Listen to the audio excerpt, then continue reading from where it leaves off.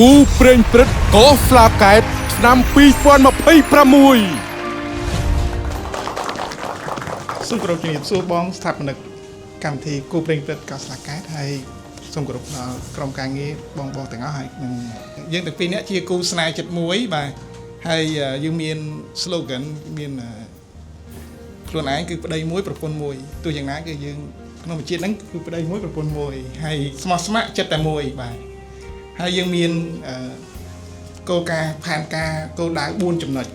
រួមគ្នាទី1គឺយើងរួមគ្នាគិតត្រូវគិតធំនិងគិតវិជ្ជមានជាមួយគ្នាជានិច្ចបាទទី2នោះយើងរៀនតាមរយៈសកម្មភាពជាមួយគ្នាដូចជាមានវិន័យល្អទម្លាប់ល្អស្ដាប់គ្នាទៅវិញទៅមកបាទ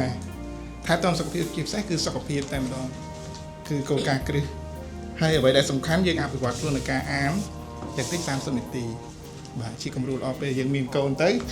គឺគាត់នឹងមើលយើងជាគំរូបាទចំណុចទី3នោះយើង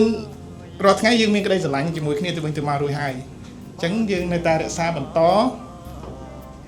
ជារៀងរហូតបាទហើយជាគំរូល្អដល់សង្គមជាតិយើងនិងពិភពលោកបាទហើយ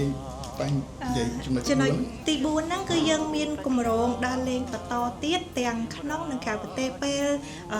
ពីអ្នកខ្ញុំដើរទៅលេងក្រៅប្រទេសអីដូចសង្សារគ្នាអញ្ចឹងណារបៀបប្តីប្រពន្ធនេះប៉ុន្តែពេលដើរលេងទៅមានអារម្មណ៍ថាកាន់តែស្រឡាញ់គ្នាកាន់តែល្អល្អអើងកាន់តែ sweet ហើយអត់មាន stress ពេលដើរលេងទៅសប្បាយហើយនៅតែចង់រក្សាចំណងស្នេហ៍ល្អល្អអើនស្រឡាញ់គ្នារហូតដល់ចាស់ព្រឹកចាស់ព្រេងព្រោះខ្ញុំទាំងពីរគឺស្រឡាញ់គ្នាខ្លាំងណាស់បាទអរគុណច្រើនគូព្រេងព្រឹត្តកោស្លាកែតរក្សាស្នេហ៍អមតៈ